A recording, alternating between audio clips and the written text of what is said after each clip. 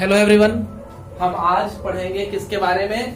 तो malaria disease के बारे में पढ़ेंगे। मलेरिया डिजीज एक ऐसा डिजीज है जो आपको क्लास 9th में भी पढ़ना है और क्लास 12th में भी पढ़ना है, और बेसिक कंसेप्ट भी हम लोगों के पास मलेरिया डिजीज के बारे में होना चाहिए, है ना। ये काफी कॉमन डिजीज है, खास करके हमारे इंडिया में देख रहे हैं कि पॉल्यूशन काफी ज्यादा है, साथ में स्टैग्नेंट वाटर, जहां तहां पानी का जमाव रहता है, और पानी के जमाव के कारण इसको पैदा करने वाले मच्छर जो है फीमेल एनोफिल्स उन पानी में पैदा होते हैं, और काफी मात्रा में हमारे यहाँ ये मलेरिया फैलता है।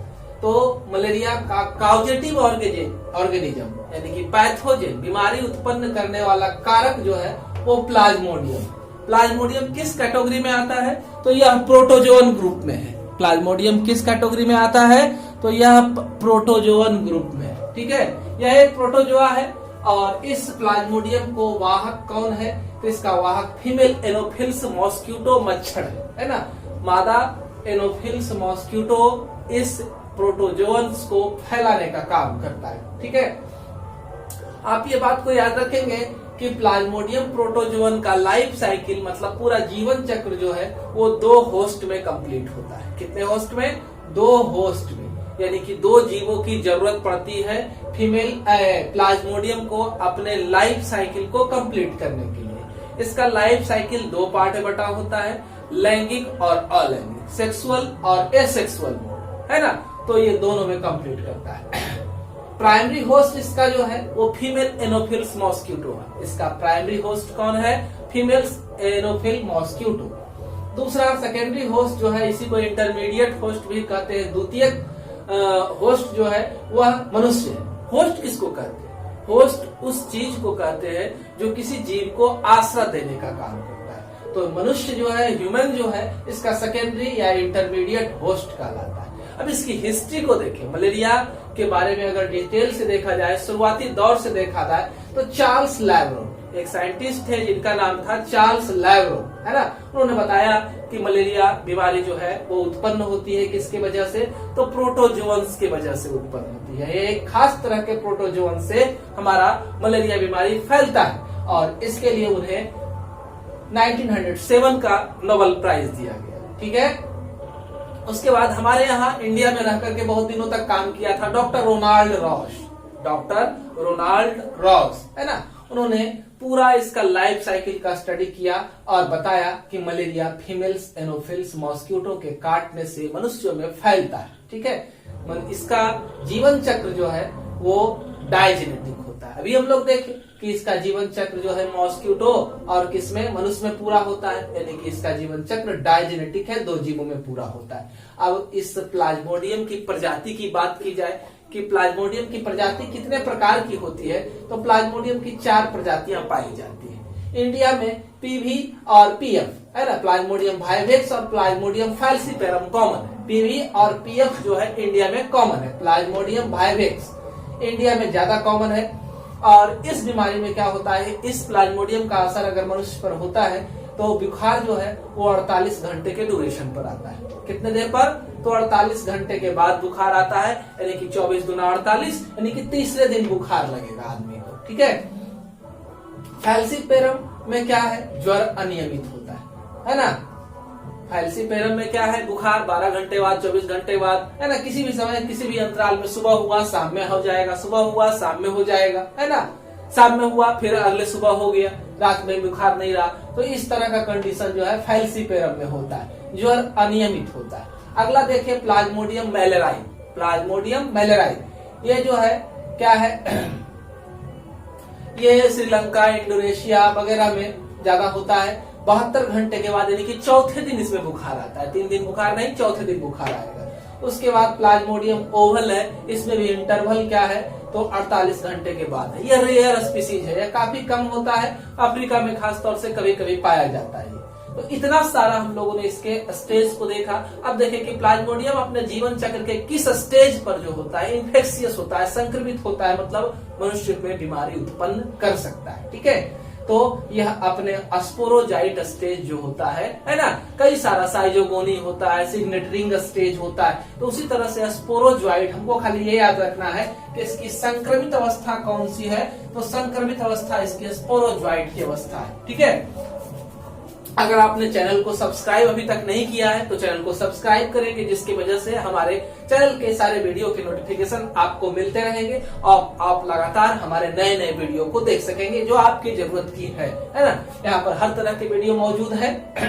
तो हम लोग देखें, अब इस चीज को याद रखना है कि किस में, मनुष्य में और मच्छर में इसका जीवन चक्र कैसा होता है। तो मनुष्य में इसका अलैंगिक जीवन चक्र पूरा होता है, मनुष्य में इसका अलैंगिक जीवन चक्र पूरा होता है, जबकि मादा एनोफिल्स में इसका लैंगिक चक्र पूरा होता है। ठीक है, इसका स्पोरोजोइट जो है, इसका स्पोरोजोइट संक्रमित अवस्था है और यही मच्छर से मनुष्य में पहुंचता है ना। मादा एनोफिल्स के लार से, है ना, जब वो काटता है, हम जानते हैं वो प्रोबोसिस को हमारे शरीर के अंदर घुसाता है और घुसाने से पहले अपना लार को यहाँ गिराता है, जिसके वजह से हमारी स्किन जो है वो सॉफ्ट हो जाती है और उसके प्रोबोसिस डंक जो है आसानी से हमारी चमड़ी के अंदर प्रवेश कर जाते हैं। जब वो लार वहां गिरता है तो उसके साथ स्पोरोजोइट्स भी वहां गिरता है और उस क्षेत्र के द्वारा वो हमारे शरीर के अंदर ब्लड में पहुंच जाता है।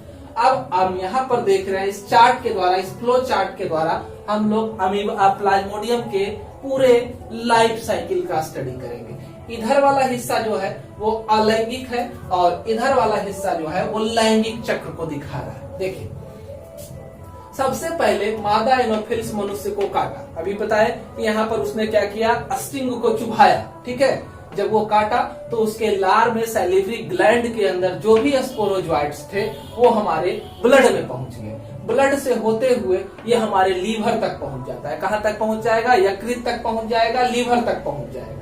लीवर के द्वारा ये जो है वो ब्लड में जाएगा और वहां पर अलैंगिक प्रजनन करेगा। ये सेक्सुअल मोड ऑफ रिप्रोडक्शन लगातार डिवाइड होगा, है ना, और ढेर सारे नए स्पोरोजोइट्स को जन्म देगा, नए प्लाज्मोडियम को जन्म देगा और ये रक्त में घूमने लगेंगे। नए प्लाज्मोडियम भोजन खोजेंगे, है ना, तो जनरली इनको आरबीसी वहां भोजन के रूप में मिलेगा। ये आरबीसी को खाते जाएंगे। स्पोरोजोइट्स यानी कि हमारे सेक्सुअल ऑर्गेनिज्म जो है वो लगातार हमारे आरबीसी को खाते जाएंगे, आरबीसी की संख्या कम होते जाएगी और एक खतरनाक विषैला पदार्थ हमारे ब्लड में मुक्त करेंगे और उस खतरनाक विषैले पदार्थ को हीमोज्वाइन कहा जाता है। उस खतरनाक विषैले पदार्थ को क्या कहते हैं, हीमोज्वाइन। और हीमोज्वाइन की वजह से ही मनुष्य में बुखार उत्पन्न होता है ना। मनुष्य में बुखार कैसे होगा, तो इसी हीमोज्वाइन की वजह से बुखार उत्पन्न होगा। अब इस इन्फेक्टेड मनुष्य को अगर कोई काटेगा, कौन, मादा एनोफिल्स, ठीक है, तो क्या होगा।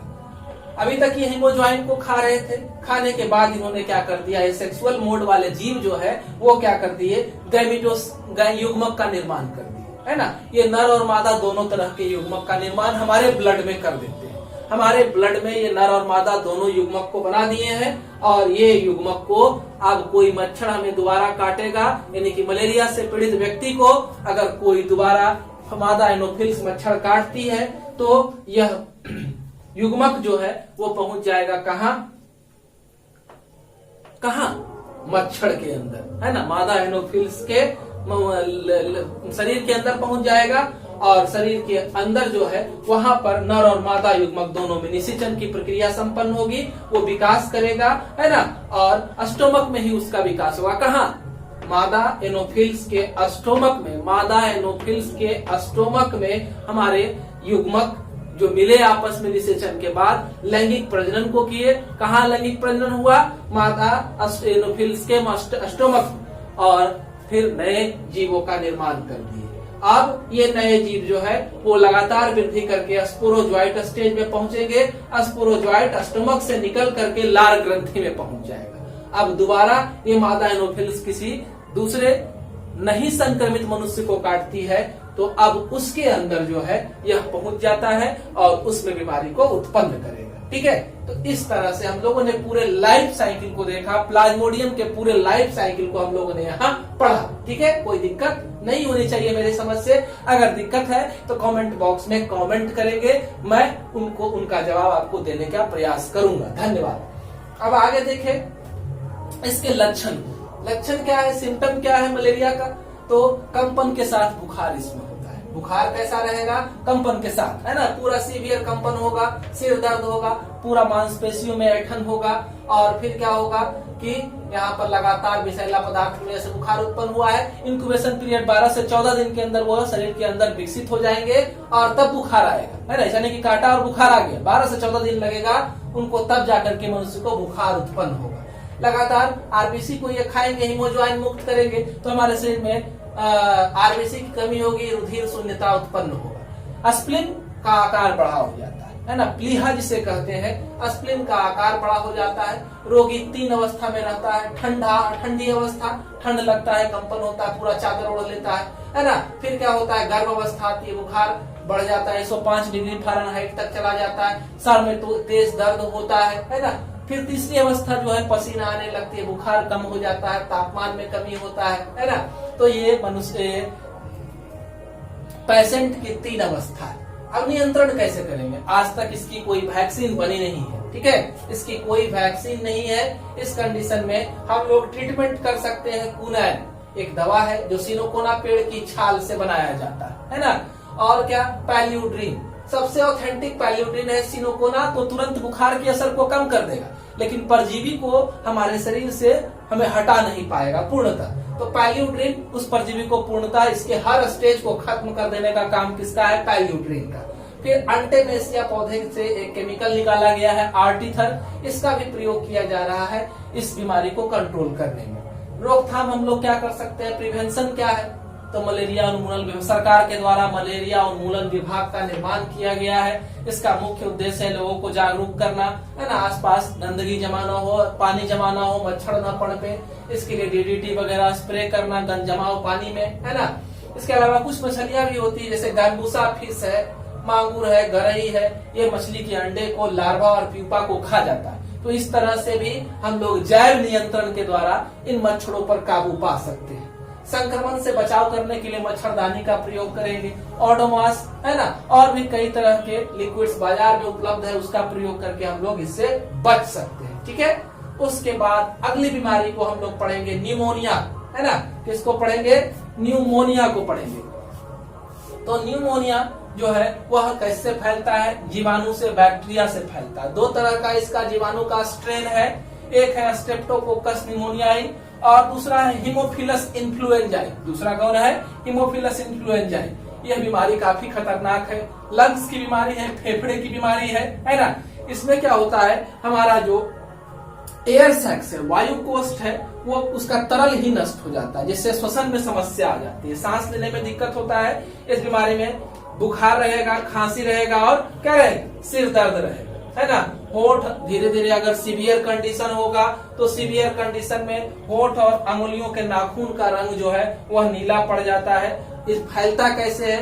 तो रोगी के बर्तन या अन्य वस्तुओं का अगर हम लोग प्रयोग करते हैं तो बीमारी फैलती है ना। इसका अभी तक कोई वैक्सीन है नहीं, है ना। ट्रीटमेंट है, बहुत सारे एंटीबायोटिक का प्रयोग करके हम लोग इससे बच सकते हैं। पेनिसिलिन दिया जाता है, स्ट्रेप्टोमाइसिन दिया जाता है और एम्पिसिलिन एंटीबायोटिक्स का प्रयोग करके हम लोग इस जीवाणु को क्या कर सकते हैं? नष्ट कर सकते हैं। तो आज हम लोगों ने पढ़ा मलेरिया के बारे में और निमोनिया डिजीज के बारे में पढ़ा, ठीक है। धन्यवाद। हमारे चैनल को सब्सक्राइब करें, लाइक करें, है ना। धन्यवाद।